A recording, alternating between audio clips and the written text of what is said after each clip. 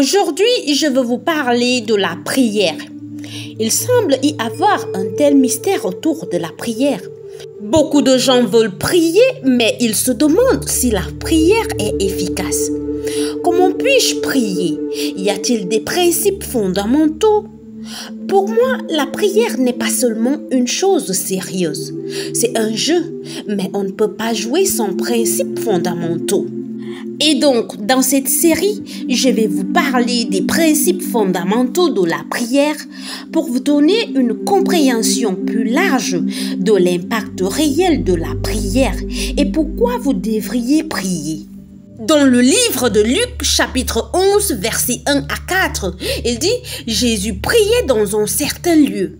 Lorsqu'il eut achevé, un de ses disciples lui dit « Seigneur, enseigne-nous à prier comme Jean l'a enseigné à ses disciples. » Et il leur dit « Quand vous priez, dites » Ça, c'est la clé parce que beaucoup de fois, les gens me disent « Bien, Dr. Trim, je prie tout le temps, mais je prie dans mon esprit. » Il y a une différence entre la prière et la méditation. La méditation est vraiment ce que vous faites dans votre esprit. Mais la prière est quelque chose que vous sortez de votre bouche. Quand vous priez, dites. Donc, qu'est-ce que la prière? Je vais vous donner une série d'exemples de ce que je crois que la prière est vraiment. Numéro 1. La prière est la clé fondamentale d'une vie réussie. Si vous voulez vivre une vie avec un but, si vous voulez vivre une vie avec une direction, si vous voulez retrouver la vitalité dans votre vie, la prière vous donnera cela. Par elle et à travers elle, Dieu nous donne la capacité d'expérimenter sa gloire, sa puissance divine qui existe au ciel. En fait, Jésus a dit, lorsque vous priez, priez et dites que ton règne vienne, que ta volonté soit faite sur la terre comme au ciel. La prière amène en fait le ciel sur la terre.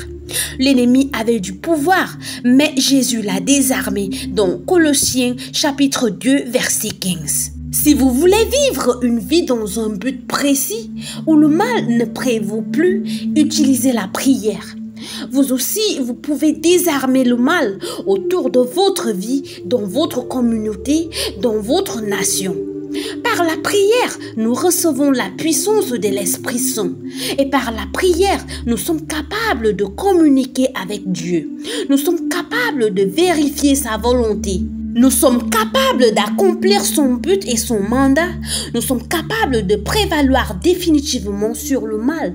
Nous sommes capables de trouver des solutions aux défis de la vie, d'être rafraîchis, d'être recentrés, d'être restaurés, d'être guéris, d'être sauvés et d'être en sécurité. L'une des choses que l'apôtre Paul a dites, il a dit que lorsque vous priez, vous devriez être capable de prier de telle manière que vous utilisez toute l'armure de Dieu. L'apôtre Paul a compris le pouvoir de la prière, qu'elle est vitale et importante pour notre succès quotidien, notre prospérité dans tous les domaines de l'économie et de la société. Il nous encourage à vivre une vie saturée de prière. Beaucoup de gens se demandent souvent à quelle fréquence devrions-nous prier. Paul dit dans 1 Thessaloniciens chapitre 5 verset 17 que nous devrions prier sans cesse. Dans le livre des Philippiens chapitre 4 verset 6, la Bible dit « Ne vous mettez en souci pour rien, mais en toute chose, exposez vos demandes à Dieu en lui adressant vos prières et vos supplications, tout en lui exprimant votre reconnaissance. » Cela signifie que lorsque vous priez, cela élimine l'anxiété dans votre vie. La prière et le combat spirituel nous aident aussi à construire des haies de prière, des boucliers de prière et des barrières autour de nos vies, nos familles, nos mariages et tout ce qui a besoin d'être protégé des forces destructrices de l'ennemi. Si vous voulez la victoire commence par la prière. La victoire sur les portes de l'enfer. Parce que les portes de l'enfer ne prévaudront pas contre vous si vous priez. La prière est le couronnement de votre vie par la domination et l'autorité. Dans le livre de Genèse chapitre 1 verset 26, la Bible dit « Dieu a dit, faisons l'homme à notre image et selon notre ressemblance, et qu'il domine sur les poissons de la mer, sur les oiseaux du ciel, sur le bétail, sur toute la terre et sur tous les reptiles qui rampent sur la terre. » Maintenant, écoutez-moi bien. Vous êtes câblés pour la domination. C'est la raison pour laquelle vous êtes nés. Vous avez été conçus pour dominer. La domination, c'est dans vos gènes. Nous sommes nés pour cela. Les choses ne doivent pas avoir la domination sur vous. Vous devez avoir la domination sur elles. Cela signifie que Dieu va te donner le succès dans tous les domaines de ta vie. Tu es fait pour le succès. Tu es fait pour la croissance. Tu es fait pour la prospérité. Tu es fait pour la grandeur. Tu es fait pour la piété. Tu es fait pour le leadership. Tu es fait pour l'amour. Tu es fait pour la domination. La domination est un domaine dans lequel vous vivez. Et lorsque vous vivez dans ce domaine, tout doit s'aligner de manière divine et doit répondre conformément au but et à la destinée. C'est votre nature de dominer. Et lorsque vous dominez, vous serez capable de dire avec Dieu, rien n'est impossible. Une autre chose que la Bible dit est que le Christ en vous est l'espérance de la gloire.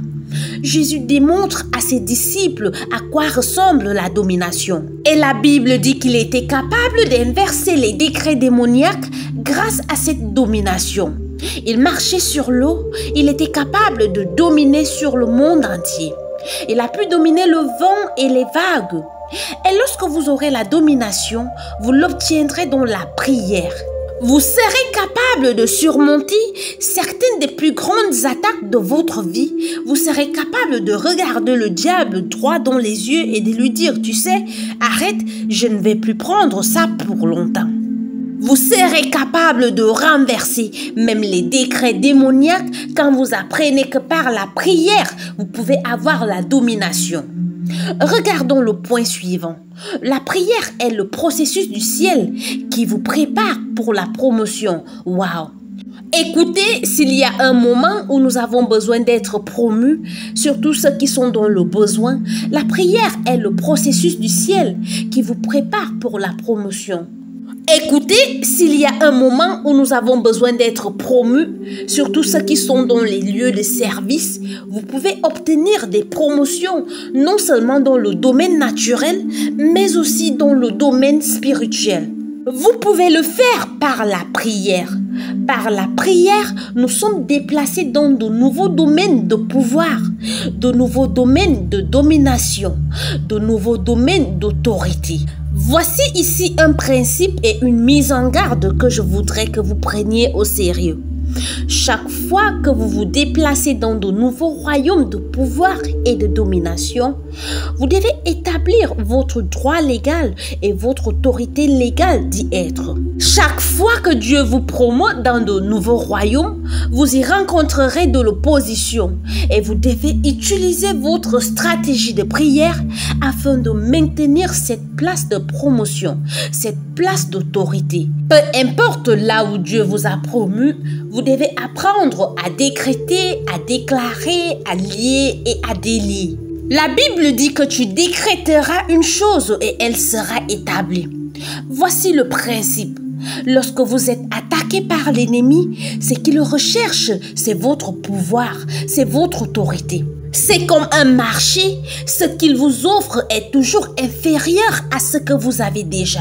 Et ce qu'il vous offre dans la moitié du temps, c'est ce que vous avez déjà. Vous devez le lui donner pour qu'il vous le rende. Mais c'est un voleur, il ne vous le rendra pas.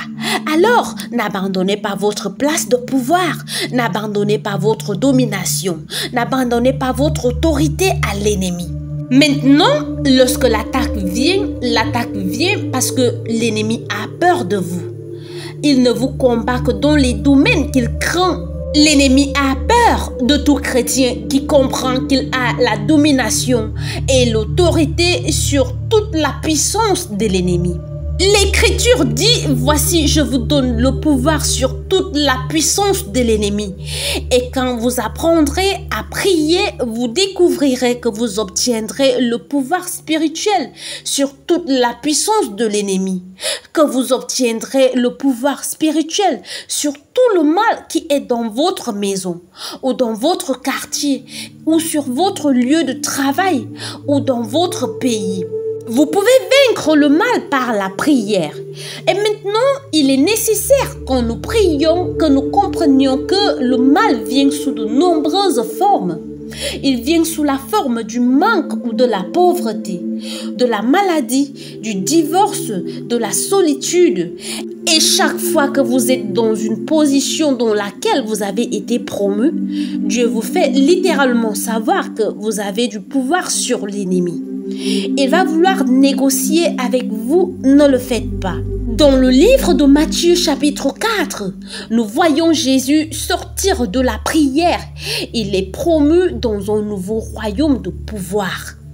Et nous constatons que l'ennemi lui fait une offre ou alors négocie avec lui.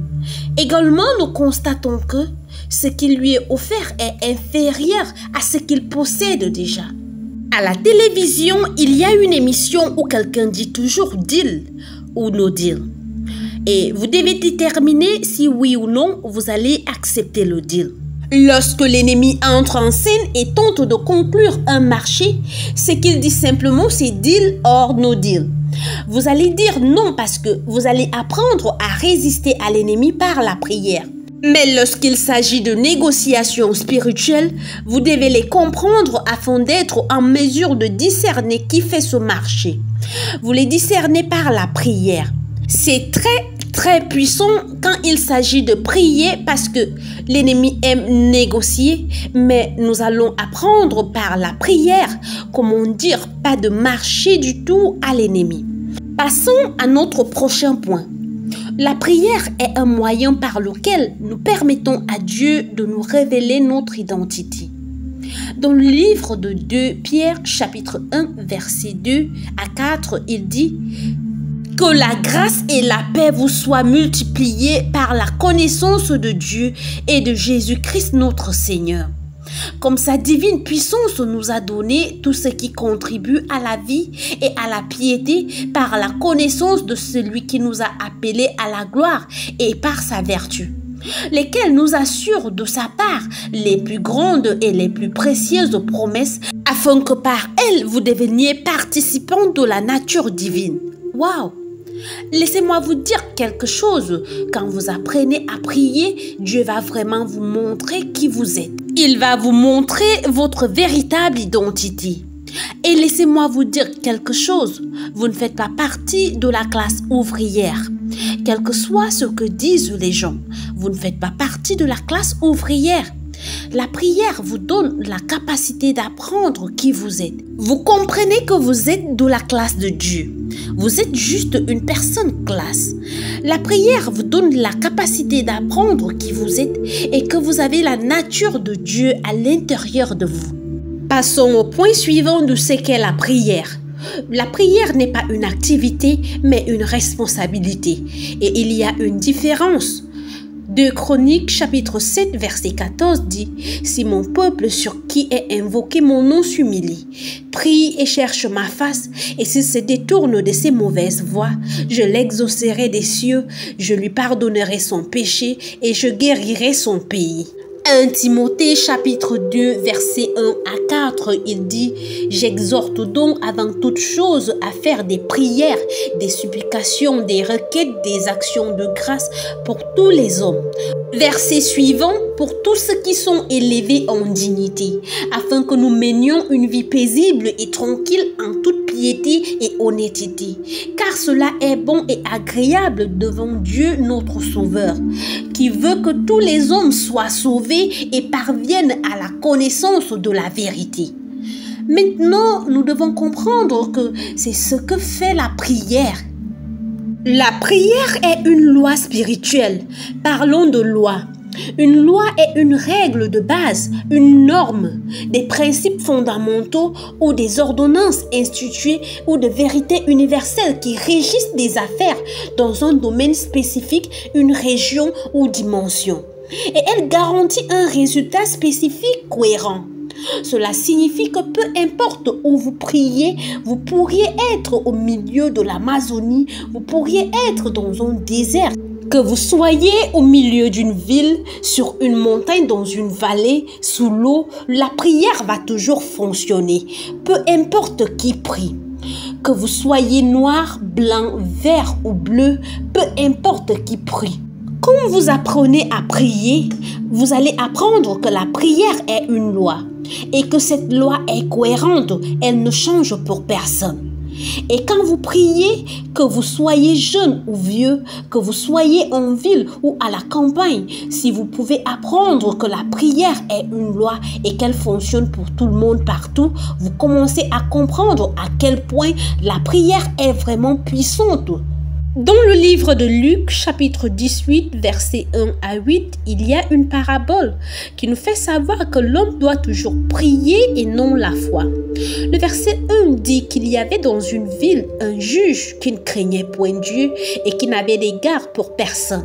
Il y avait aussi dans cette ville une veuve qui venait lui dire « Fais-moi justice de ma partie adverse ». Pendant longtemps, il refusa. Mais ensuite, il dit en lui-même « Quoique je ne craigne point Dieu et que je n'ai d'égard pour personne, néanmoins, parce que cette veuve m'importune, je lui ferai justice, afin qu'elle ne vienne pas sans cesse me rompre la tête. » Le Seigneur ajouta « Entendez ce que dit le juge inique. Et Dieu ne fera-t-il pas justice à ses élus qui crient à lui jour et nuit? Et tardera-t-il à leur égard? » La prière n'est pas seulement une loi. La prière est une pure puissance du Saint-Esprit. Votre lieu de prière est votre lieu de puissance.